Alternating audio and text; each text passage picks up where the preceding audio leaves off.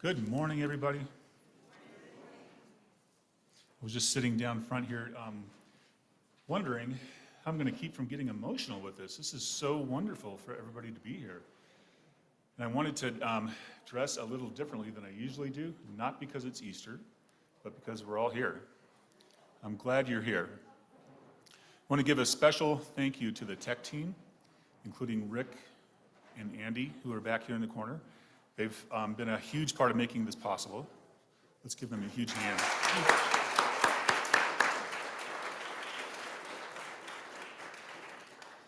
And Robert Havermail, who's at home monitoring the Zoom.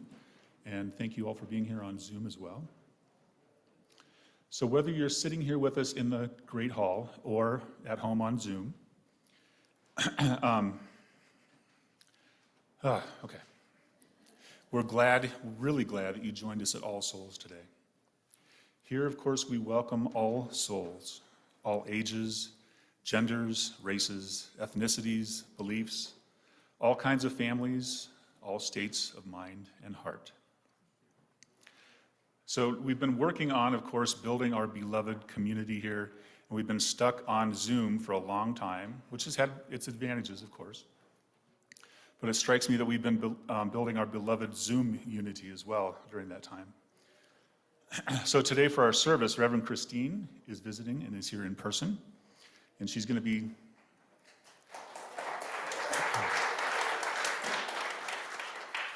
delivering a message in several parts. How many people got to see the full moon last night? It was beautiful. It was amazing stuff. Okay, so we're doing things in a little bit of a different order than we've done in the past. Our chalice lighting for this morning. This is a poem by Rosemary Watala Trummer. Hope has holes in its pockets. It leaves little crumb trails so that we, when anxious, can follow it. Hope's secret? It doesn't know the destination. It knows only that all roads begin with one foot in front of the other.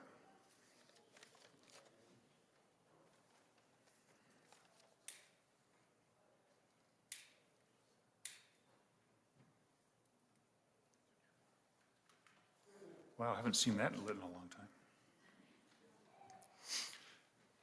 Now everybody take a deep breath together. We're going to begin our service in just a moment.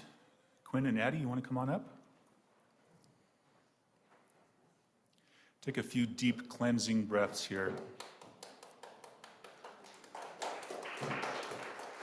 As Quinn and Addie ring the bell.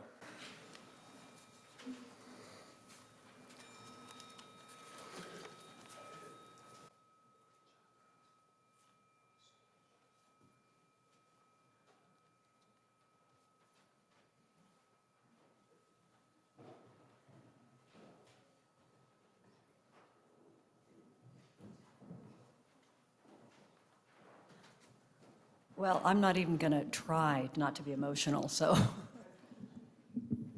it's amazing to be here. I had no idea. So thank you. And now let's sing.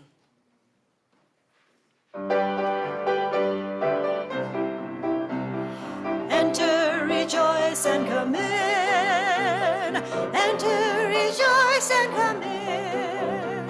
Today will be a joyful day. Enter, rejoice, and come in. Open your ears to the song.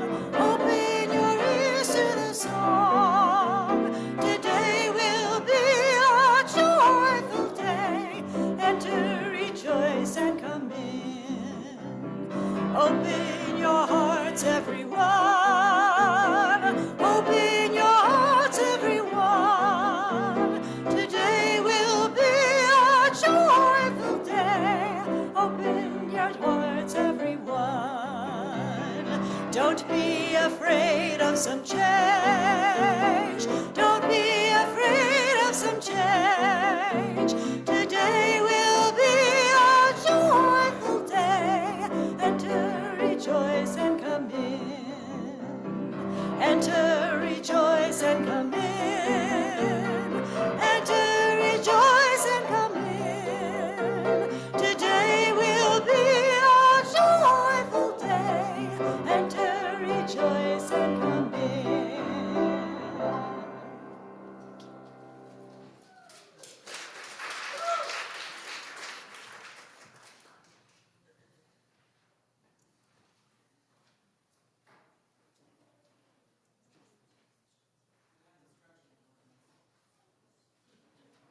How about that? There we go. All right. It is I'm so glad to be here with you this morning on this very special day for your congregation. It's just, I'm all emotional too. So, I have some things in my basket to share. First of all, I have these symbols. And those of you who would like to color symbols and later put them on our Easter tree this morning, we would love to have you do that. And if you want a symbol and some colors, I bet one of these ushers would be glad if you raised your hand. Thanks. To bring you some. Okay. Thank you, August. The symbols are back on the RE sign-in table. So, okay, we'll get them to you. Anybody else want symbols who didn't get any? Okay. Oh, one back here too. Okay, a set of 4 symbols. Excellent. That is super. And you too. 1, 2, 3, 4. One more table back, August. One more table back from there. There you go. Just bring the basket and let them pick some colors and some. There we go. Okay.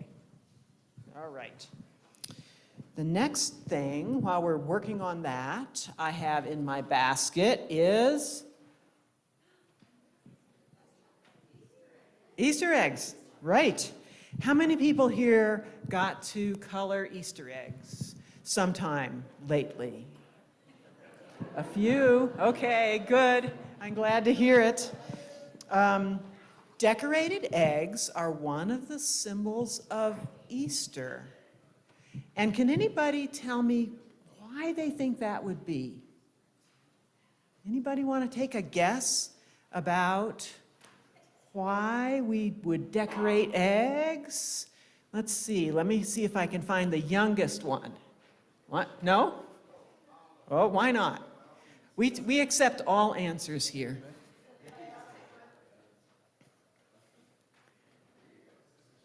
All right. Can I ask you a question first? Why do you think we decorate Easter eggs at Easter? Do you know? Because we had to make the seed pretty.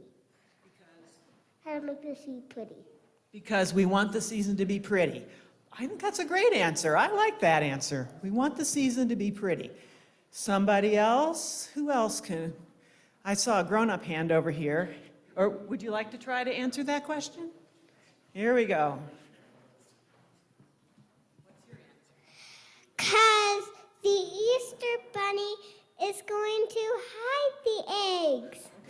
Absolutely. That's a very practical answer. Good one. Okay, here's another answer. We've got some very creative people here. We get candy. Because we get candy, another practical answer. Okay, all right, now, so those are very good answers for the persons of those ages. Now, let's see.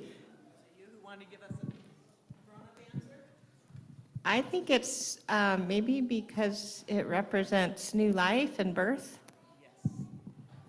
Right, new life and birth. Because, there's no eggs in the Christian Easter story, right? The Bible does not have any eggs in it, so we kind of have added the eggs. But here we've got, this is a real egg. Here we've got a real egg, and if you didn't know, if you were from Mars and didn't know anything about this thing, it would be quite surprising to imagine that there was new life here, right? And that's one of the things that's kind of impressed people through the ages. Here's another thing that's impressed them. Anybody here have backyard chickens? Or know anything about chickens? What happens to chickens about November the 1st?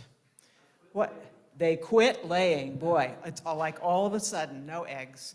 Until something like the middle of February.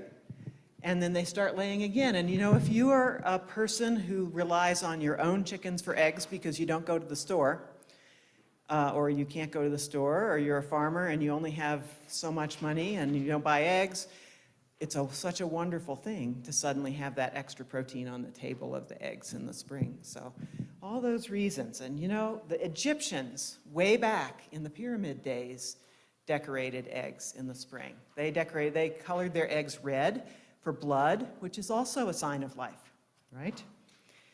And here's another thing this year, especially this year. Who can tell me what these are? Anybody know? Ukrainian Easter eggs, right. I'm going to pass these pictures around.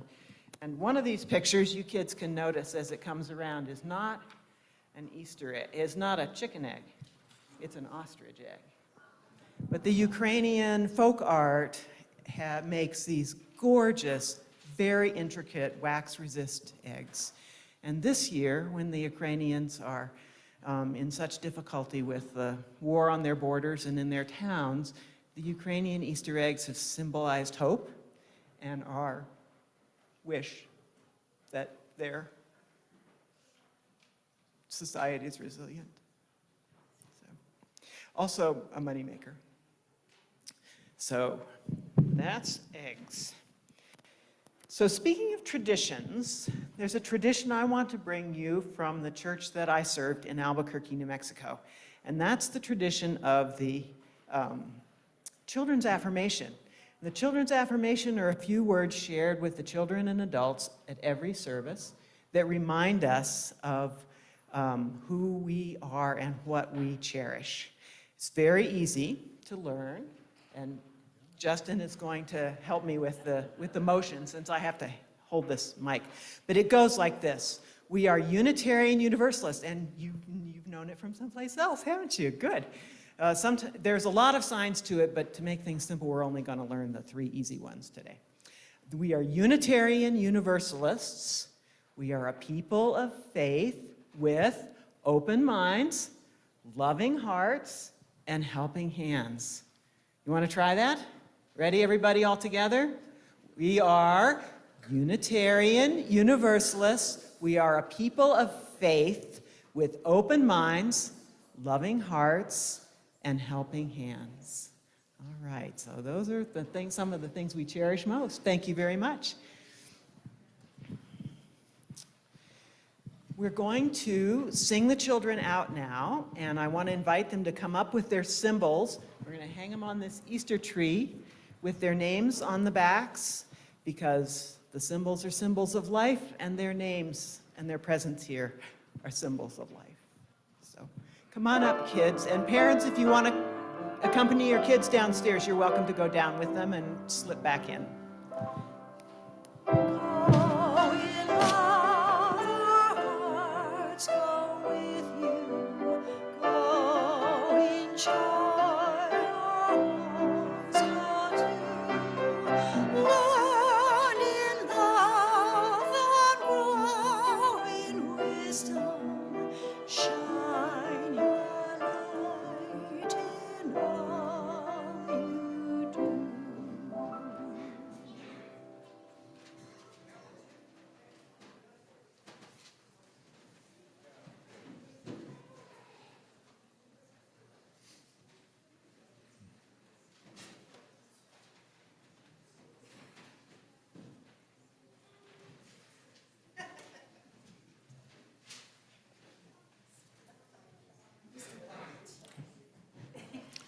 Again, welcome. We're so glad that you're here with us today. If this is your first time with us, a special welcome to you. If you're here in the Great Hall, please check in with our welcome rep after the service. Judy, are you doing that today? Yeah. If you're on Zoom, you can type in the chat, "This is my first time here," and a welcome rep in that setting will check in with you as well. So please bear with me. We've got a bunch of announcements this morning. I could do my normal thing and talk really fast through them, but that wouldn't be enjoyable for anybody. We will be passing the collection baskets in the Great Hall today. If you have a joy or a sorrow to share, please fill out one of the blue or yellow cards in the pew in front of you and put that in the basket. Because of the nature of today's service, we won't be reading those out loud, but we will share them with our care team. And we'll take a moment during the service to hold those joys and sorrows in our hearts. If you're on Zoom, please put your joys and sorrows in the chat during the offering, and as always, the giving instructions will be posted in the chat. We're going to have a fellowship today with coffee and cookies For those in person, Terry's back there making his special brew. During that time, masking will be optional. If you've gotten your vote for search team email, but you haven't yet voted, please do so as soon as possible. That voting ends on April 20th. If you're in the church today and you want to pledge for the coming fiscal year, which starts in July, please see David Lugg at the Mighty Leap Pledge Drive table after service. David's right back there by the camera too. And if you're on Zoom, please look for instructions in the chat. 2 reminders of upcoming events.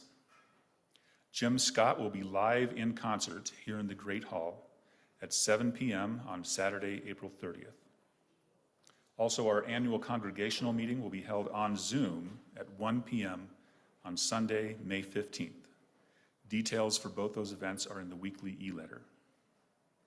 And finally, for the next several weeks, until the tech team does an even more amazing job and gets even better equipment, we'll be alternating between in-person services and Zoom-only services.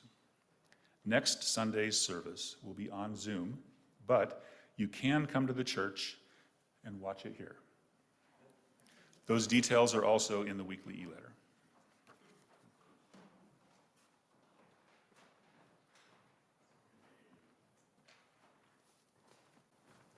And there will be a children's program next week, each week, whether we're watching Zoom or a live service in here. So here we are, together again, some of us for the first time, most of us here for the first time since a long time. And it's good to be home, to see familiar faces, to be in this beautiful space.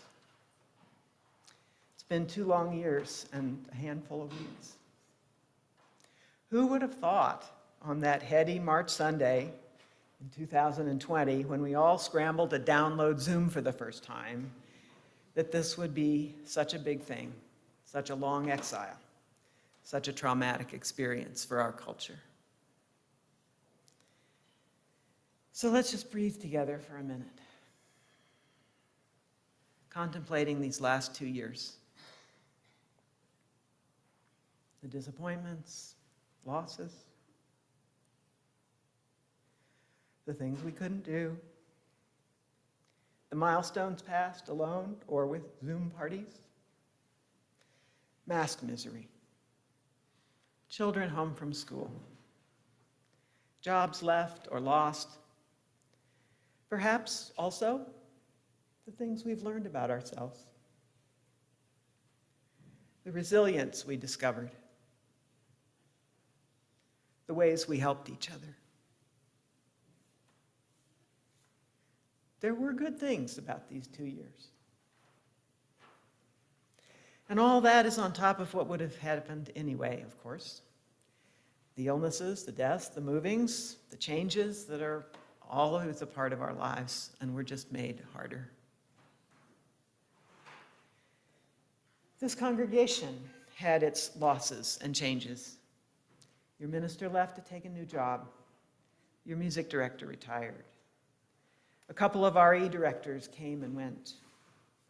And on the other hand, your leadership and remaining staff and new ministers have worked hard to keep this place going, even if it was virtual and mostly empty of people. The building's been maintained, the checks have been counted, 3 pledge drives accomplished, pastoral care delivered, policies decided on, weekly services planned and implemented one way or another, so that we could return and regroup and come together again. As we come together, we have to acknowledge that we're not the same. The congregation is smaller than it was. If you look around, you may miss folks that you did not realize you would never see again. And you may miss folks who've drifted away. And if so, you could send them an email or call them up or send them a text and let them know that you hope they'll be back. You could do that. You tend to be shy, but you could do that. Several beloved members died during the pandemic, and I want to name them. Pearl Silvernail, Ann Haber, Bob Amator, Alice Demi, William Becker, Mary Hom Kwan, Tom Whitten, and Julie Willis.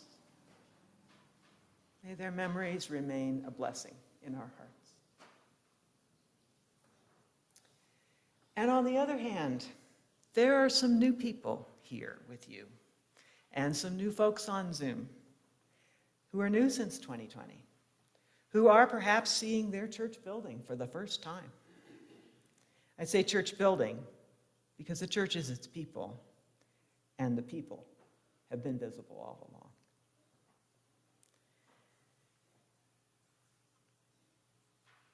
So if you are new to the congregation since 2020, whether visiting or a new member or here checking things out, or you've been coming on Zoom and you're still on Zoom, raise your hand.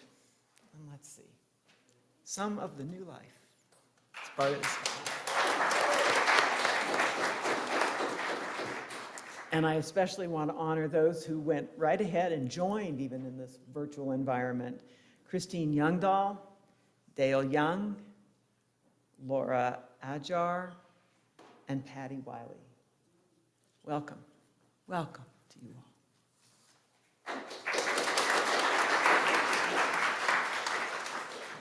And now we're going to hear from one of those new members about her experience during this year at All Souls. Hello. It is, as everybody has said, such a joy to see everybody here. When I came to the church for the first time, Lynn helped my friend Joyce and I discover the church, and I signed up and pledged the very first day I was here, and it was so exciting. I'm sorry, I forgot the microphone. Hello. But the reason it was so exciting was for a number of things.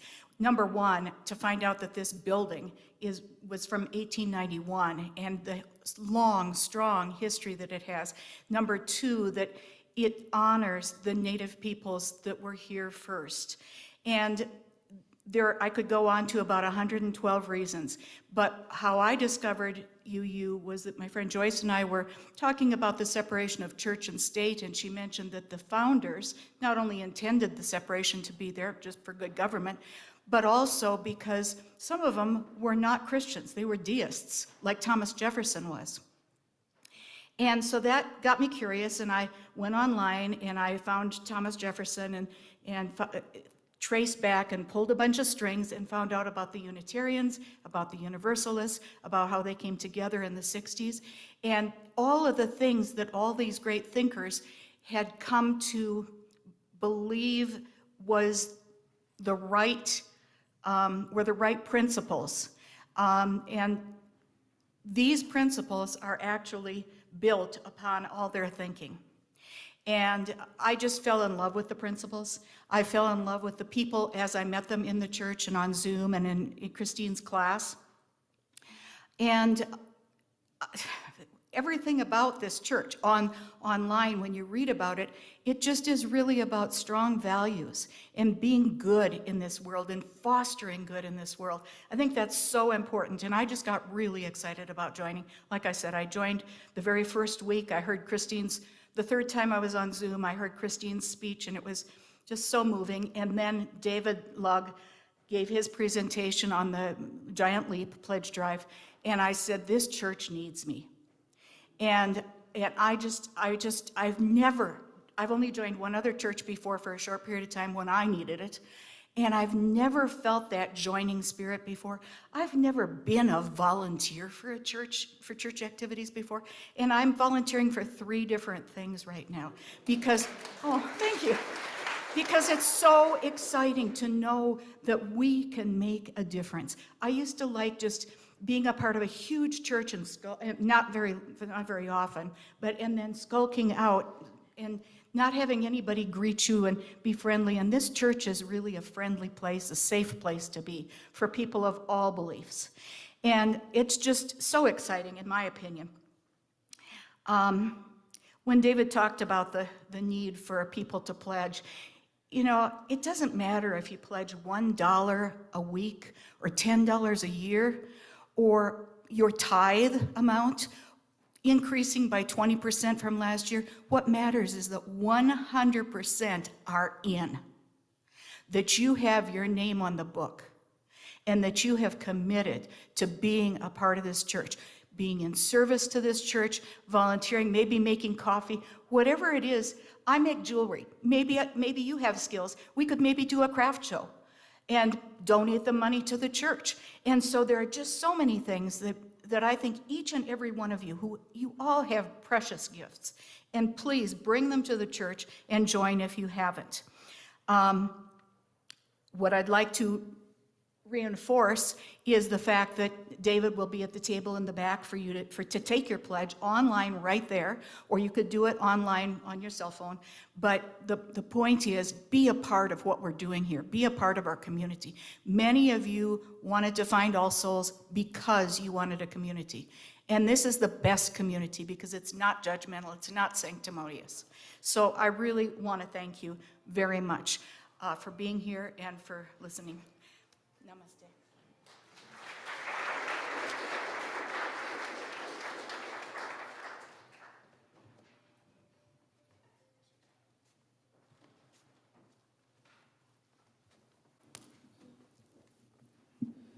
Chris, thank you so much for all of that. So at this time, we gratefully receive your contributions to this process of rebirth, renewal, and growth. Again, to share a joy or sorrow, fill out a card and put it in the collection basket. If you're on Zoom, put your joy or sorrow in the chat. Giving instructions will appear there as well.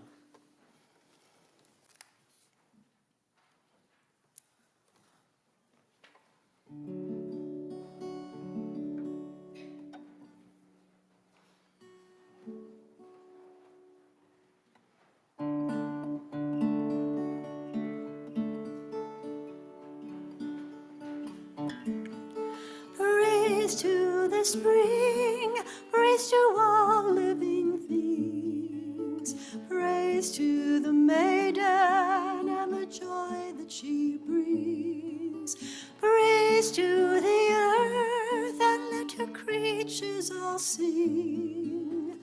Hope is renewed with the coming of the spring.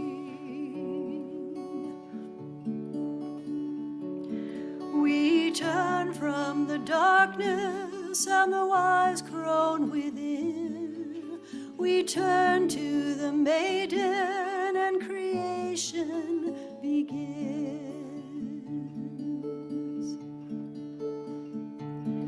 It's time for things growing and a time now for flowing, a time now for sowing the seeds of our dreams.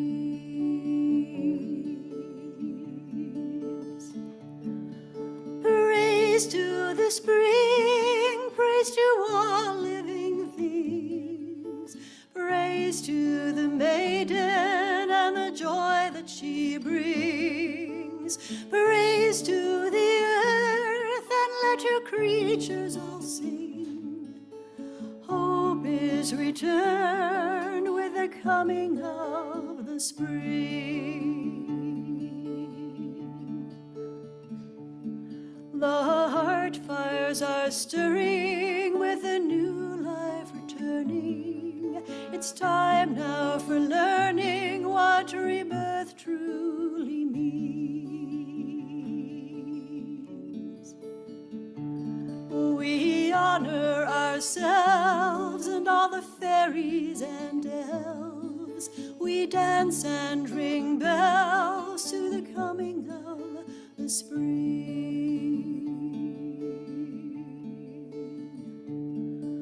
Praise to the spring, praise praise to all living things, praise to the maiden and the joy that she brings, praise to the earth and let her people now sing. Hope is renewed with the coming of the spring.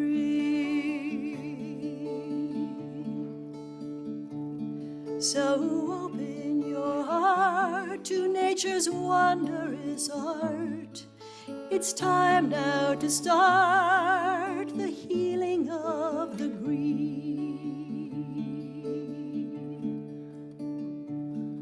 Long rabbits abound and there's flowers all around.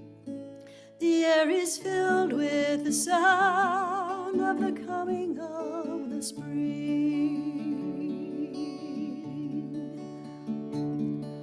Praise to the spring, praise to all living things, praise to the maiden and the joy that she brings, praise to the earth and let her creatures now sing. Hope is renewed with the coming of the spring. Hope is renewed with the coming of the spring.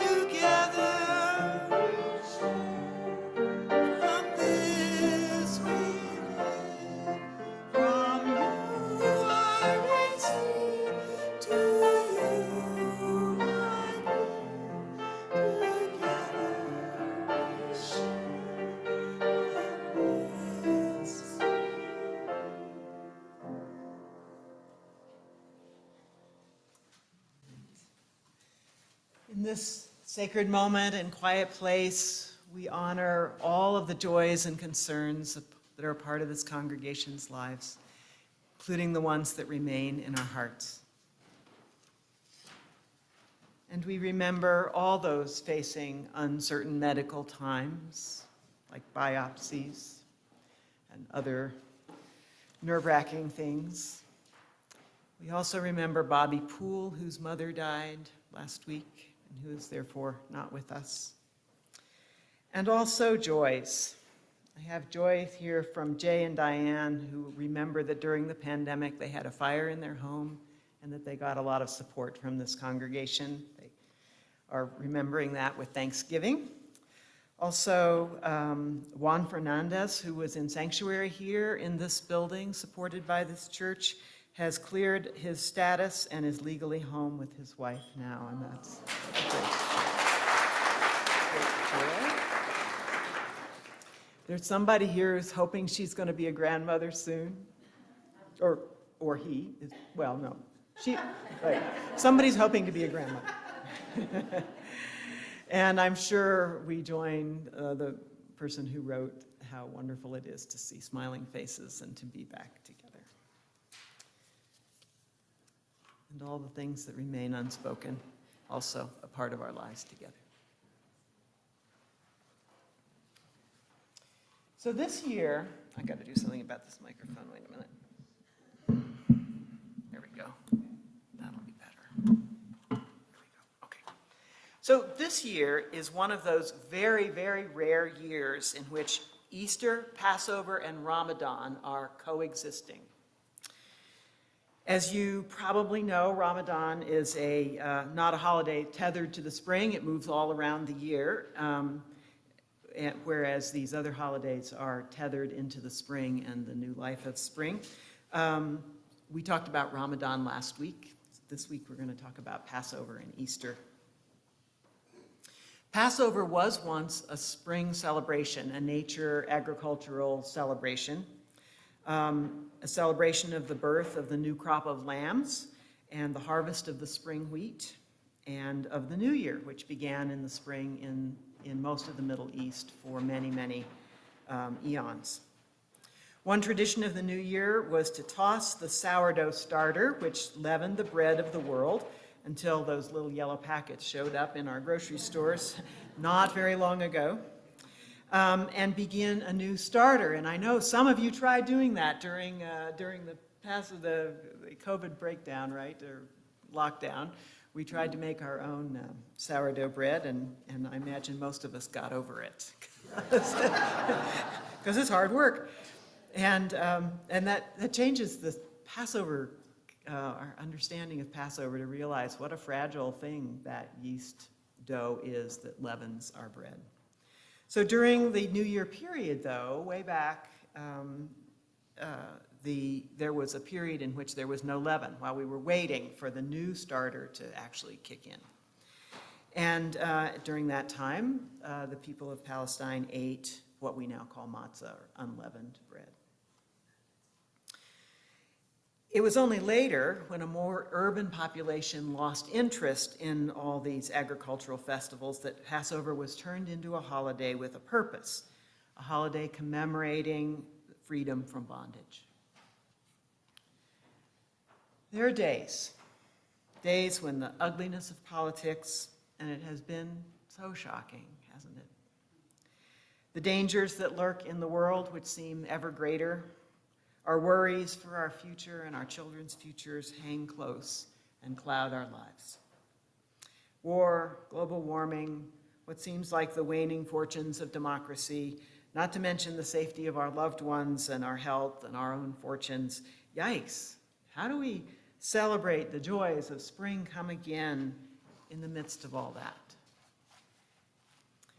And we can take a clue from the Jewish tradition of Passover, the ancient holiday with pagan roots that reached its most developed form in the Jewish ghettos of Europe, shaped by a people who faced monstrous discrimination, very limited options for themselves and their children, and danger, especially danger during Holy Week, when Christian peasants, inflamed by anti-Semitic Holy Week sermons blaming the Jews for Jesus' death, were all too often on a murderous rampage. And instead of cowering, Jews celebrated their holiday, gathered together and retold the story of the exodus from slavery in Egypt at the dinner table. The feast included symbolic foods, as it still does: horseradish, reminiscence of the bitterness of slavery; matzah, the poor bread, unleavened because of the need for haste in their escape; the sweet wine of freedom. And then at the end of the meal, which is when Jews say grace, the leader reads this: Hallelujah, we praise. Our song, one with the hymns which sing of the triumph of humanity over the powers of destruction. And the assembled group responds this way: These songs will be praise songs for all peoples. Praise for the earth restored to its goodness. Praise for persons restored to themselves. Praise for life fulfilled in sacred celebrations. Hallelujah. And here we are. The Jews of the European ghettos were better off for this time of praise, for taking a break from their anxieties and their sufferings with family and neighbors, putting their kopecks together for a celebratory meal, singing and reciting together, reminding themselves of their history, their values, and the fact that things had been better once upon a time, and voicing their hope that it wouldn't always be the way it was. Next year in Jerusalem, the service ends. Next year in Jerusalem, the city of peace. Next year, may we all be free. Gratitude and praise are good for us. They send happy-making chemicals coursing through our brains, keep us aware of what is good in our lives, and keep us in right relationship with a universe that we did not create all by ourselves, and with the gift of life. Gratitude is one of those human qualities, like hope and love, which are emotional in nature and therefore not completely under our control, but which the world's faiths tell us we should practice, we should try, we should work at, even when we don't feel like it. Gratitude makes the soul great, said Rabbi Abraham Heschel. If the only prayer you ever say in your life is thank you, then that is enough, said the Christian mystic Meister Eckhart. Gratitude is not only a virtue, it is the parent of all virtues, declared the Roman philosopher Cicero. Muhammad said that the ones who will be summoned to paradise first are those who praise God in all circumstances. And the essence of those 5-time daily prayers, which Muslims say are not requests or petitions, but rather gratitude and praise. Hallelujah. And so it may be that the frost got the apricots, they did in Albuquerque anyhow, and that this year's politics are testing the limits of decency, and that the early warm march was downright alarming, and that we are Ukraine, and we are the immunocompromised, and we are more than a little worried about our world. And it is still true that our lives are gifts, that the world is beautiful, that we are better together, and that there is work for us to do. Hallelujah.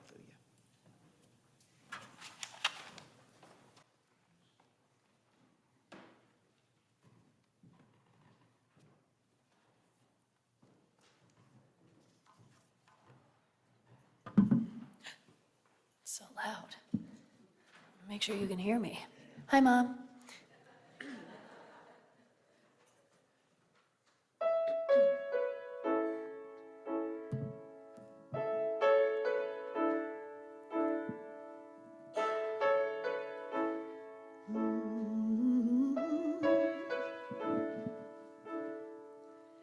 There is a candle in every soul, some brightly burning and some dark and cold. And there is a spirit who brings a fire, ignites a candle and makes it home. Carry your candle, run to the darkness, seek out the helpless, confused and torn, and hold out your candle for all to see. Take your candle and go light your world. Take your candle and go light your world.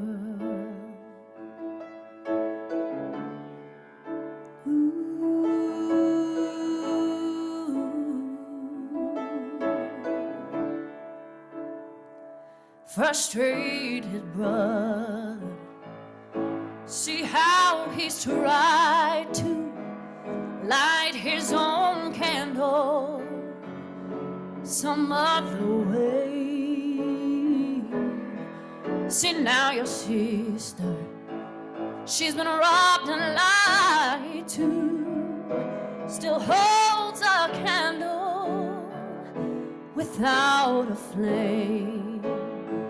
So carry your candle, run to the darkness, seek out the lonely, the tired and worn. Hold out your candle for all to see. Take your candle and go light your world. Take your candle and go light your world.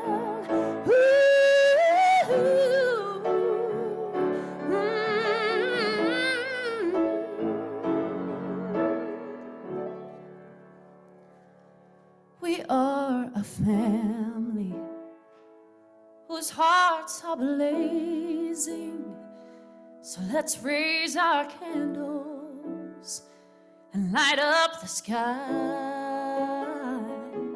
caring for each other in the name of hope and love.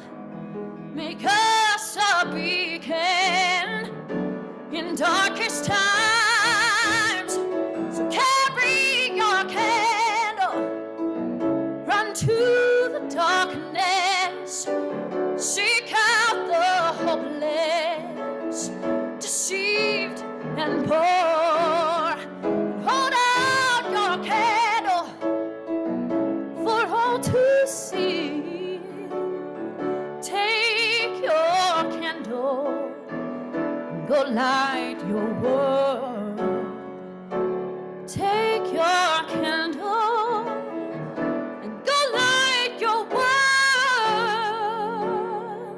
Take your candle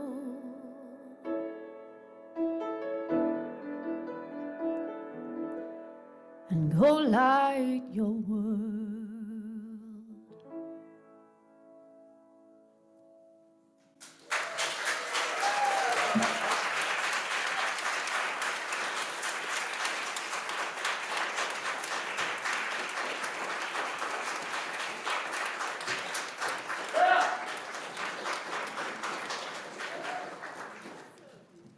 Thank you so much, Ann and Heidi and Sharon, the beautiful music that we've shared today live.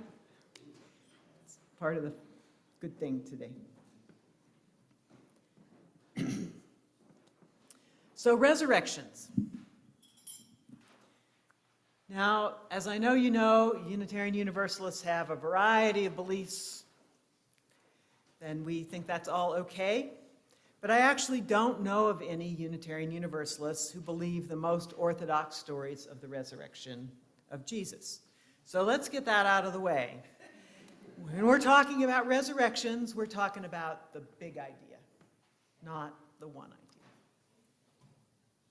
We take the good words and redefine them to help us live our lives. And to do that, it helps to understand how resurrections, return to life after a seeming death, happen all the time. Hey, here we are together for the first time in a long time.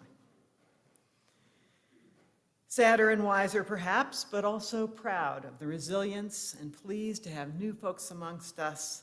This is a small rebirth after 2 years of being buried. So here we are celebrating.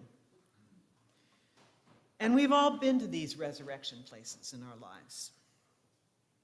We've been to a resurrection place when we're finished with the treatment and can get on with our lives. We've been to a resurrection place when after a time of sadness, illness, or grief, we realize that we're beginning to take a new interest in life again.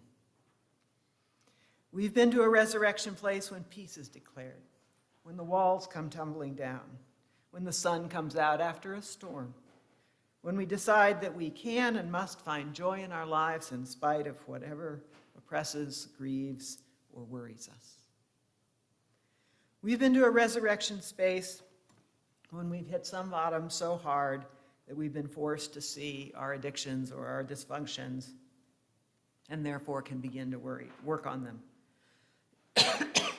We've all been some of these places, right? And we'll be some of these places again in our lives, likely.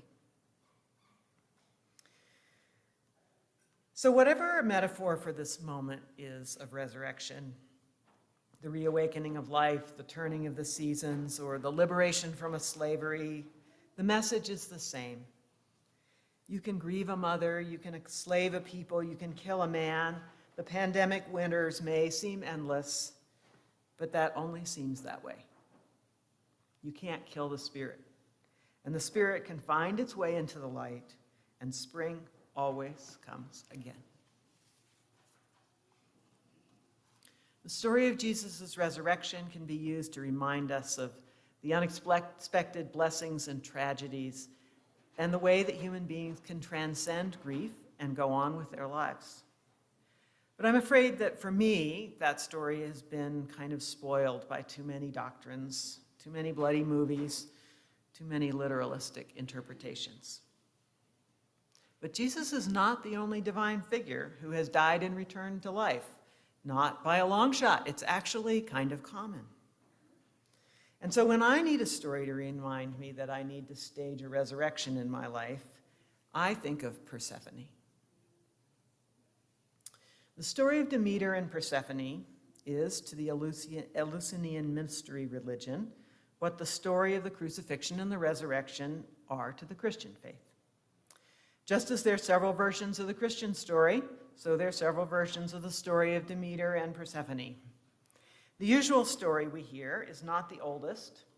The newer story, the one we mostly know, one that's mostly in our children's books. In that story, Hades, the god of the underworld, kidnaps Persephone, the daughter of the nature goddess Demeter, and carries her off into his dark domain, there to make her his bride, as we say to the children. Her mother, the goddess of nature, is so grieved that she becomes unable to perform her functions as the nurturer of the earth, and everything dies until an alarmed Zeus declares that Persephone may come back for half a year, returning for the other half back to Hades, and hence the alternation of the growing season and the winter season. Now, you may read in storybooks that Persephone was the innocent child who spent some terrified time in Hades, but then was returned to her mother, and therefore joyful. But that's actually not the real story. But that story, the story of constant mother love, is a very appropriate children's version. The fuller story is that Persephone was carried off by Pluto and made his wife, that is to say, raped and imprisoned, and she was never the same again. She returned to the light, but she had tasted of the darkness of life, and she was not free of it, and that's why she chose to return for the alternate months of the year. She chose to return to Hades each year in the fall, there to give comfort to the newly dead. And for 3,000 years, the people of the Middle East faced their deaths with more ease as they imagined that she would be there to receive them. Persephone's resurrection is the resurrection of the survivor, who offers the promise that renewal is possible even to those who have descended to hell. And we've all known people who've descended to hell, right? Even if we haven't yet done so ourselves. Who have weathered tragedy, violence, war, grief, and continued their lives. Changed, but still very much alive, and perhaps even determined to make the world a better place for themselves and others. I think of Persephone when I meet people who have taken tragedy and used it to enlarge their hearts, who've taken pain and used it to understand other people, who've discovered in their own terrible experiences of disorientation and depression the depths of their souls and the meaning of life. I think of an elderly man who entered a nursing home because although healthy himself, his wife needed care, and then spent his days befriending the other residents and cheering them up. I think of the mothers whose children were killed with guns, who started Moms Demand Action for Gun Sense in America. I think of the many people I've known who have taken the greater or lesser sufferings they found themselves experiencing and changed that to greater empathy and larger understanding. And I think of Persephone, the daughter of Demeter, who descended into hell and returned, scarred but not destroyed, glad to be alive, but never again wholly severed from the darkness that is a part of all of our lives, and who goes on living, loving, and serving anyway. In this season when nature revives, when our native neighbors celebrate a resurrection, we too can celebrate the triumphs of the human spirit. They happen in small and large ways to our friends and our loved ones, and to us. Darkness turns to light, despair turns to hope, death turns to life, darkness to freedom, slavery to freedom, winter to spring, resurrections abound. Rejoice. As we leave this place, may we remember our love for its values, for its people, and for the way it makes our lives and those of our neighbors a little friendlier, a little more helpful, a little more just. We have returned.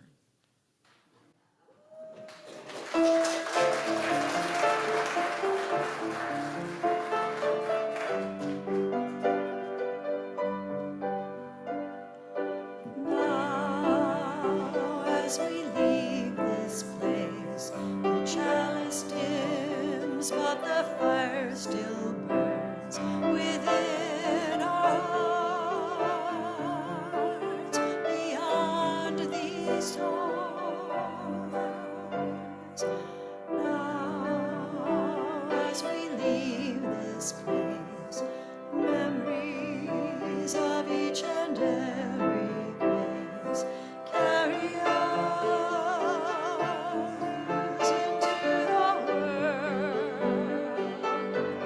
and we will return,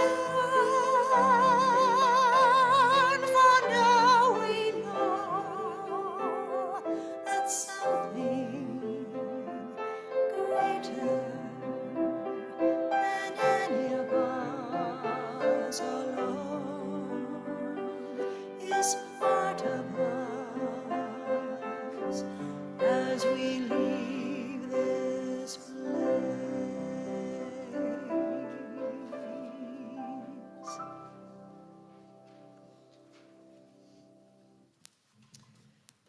Parents, remember, and anybody else who wants to enjoy the children, remember to go downstairs right after the service is over and join the children for an outside Easter egg hunt, and then come on back in for coffee. Spirit of life, of liberation, of love, in the seasons of our soul, help us to remember the stories of spring. And when the time comes to rise up in resistance to what is, we know that dark and difficult times will be a part of our lives. We don't ask to be spared the winter. We ask only to be reminded that spring always comes, that new life rises ever from the buried grain, that the universe bends towards justice and love lives always. As we leave this place of love and justice, of quiet and resistance, let us leave with a hallelujah in our hearts for all these people, all these values, for this place, and even for this time. Go in peace.